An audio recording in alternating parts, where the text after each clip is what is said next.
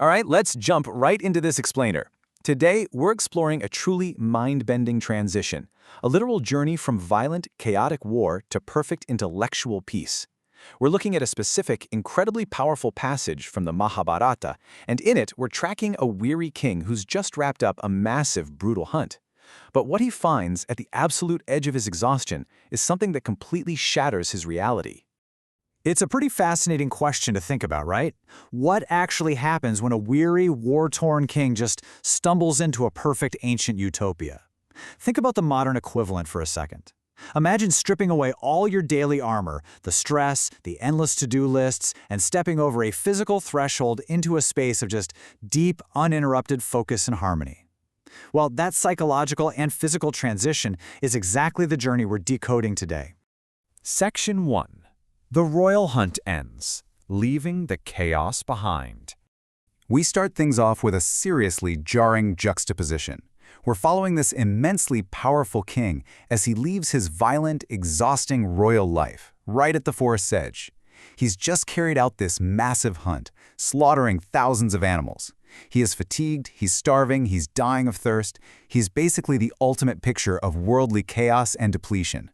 But then, suddenly, he crosses this stark physical threshold.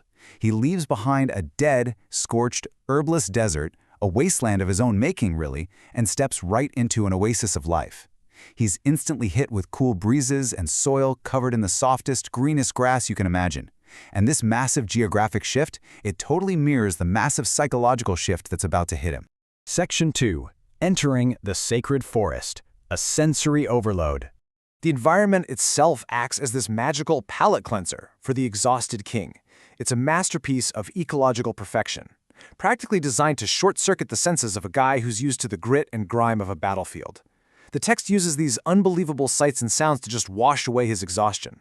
I mean, we're talking about trees with branches intertwined so beautifully they look like rainbows, literally raining flowers down onto him. The air is packed with the sweet notes of kokila birds, the buzz of cicadas, and humming bees drunk on honey. And incredibly, not a single tree has prickles or thorns. The breeze carries the scent of fresh flowers from every direction.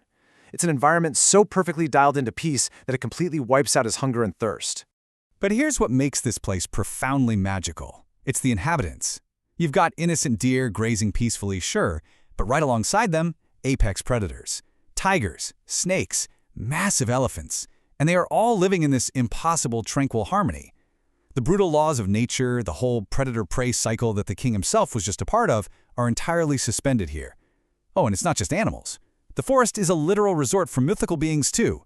Apsaras, Gandharvas, all just drawn to this incredible oasis of calm. Right at the very heart of this vibrant ecosystem is the river Malini. The source text describes this incredibly sacred, crystal-clear river as the absolute lifeblood of the forest. It acts as a mother to all the creatures living around it. It's the scene of pure joy, complete with waterfowl playing on the surface and waves of milk-white foam washing up on the banks. It is the geographic beating heart that sustains the entire utopia. Section 3. The Ancient Forest University, exploring the ashram of Kasyapa. Now, this is where it gets wild. This forest isn't just a beautifully preserved nature reserve. It is a bustling, highly structured hub of intense intellectual rigor. As the king ventures deeper, he basically walks onto an ancient Ivy League campus nestled right in the middle of the woods. This isn't just quiet, passive meditation. They had specialized scholars for everything. You've got theology departments diving into Vedic hymns and sacrificial rules. You've got advanced linguistics, scholars actively debating grammar, prosody, and orthepy, the study of correct pronunciation. Then there are the hard sciences, with thinkers unpacking astrology, the physical properties of matter, and the intricate laws of cause and effect. Plus, deep philosophy focusing on logic and mental sciences. All of this intense, rigorous academia is happening right there under the forest canopy. What's truly fascinating is how these scholars didn't isolate themselves in some ivory tower. They completely integrated with their environment. Some of these brilliant minds merged their surroundings directly into their research, literally mastering the ability to interpret and understand the complex cries of the monkeys and birds around them. Talk about a perfect synthesis of academic study and deep ecological awareness. They weren't just sitting in nature. They were studying it, translating it, and living in total rhythm with it. As the king walks through the campus, the whole auditory experience shifts. The sounds of wildlife blend into this constant, harmonious hum of human focus. He hears voices capable of charming human hearts, and he hears japa, the rhythmic, repeated muttering of the names of the gods. This vocalized meditation basically grounds the entire campus. It is the ambient soundtrack of ultimate concentration. And alongside that chanting, the visual and olfactory landscape is completely defined by homa. The air is thick with the scent of these sacred burnt offering rituals. The king passes numerous chambers dedicated to these sacrificial fires, burning brightly against a thick carpet of dropped blossoms. The whole atmosphere is just drenched in devotion, intellect, and profound peace. Section 4. A king is humbled, the ego death at the threshold. So, here is the psychological climax of our explainer. We get to watch how this magnificent environment completely dismantles the king's ego. The sheer power of the intellect and peace radiating around him forces a total transformation.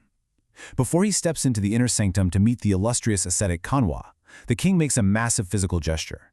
Remember, this is a conqueror, a guy whose chariot no enemy could stop.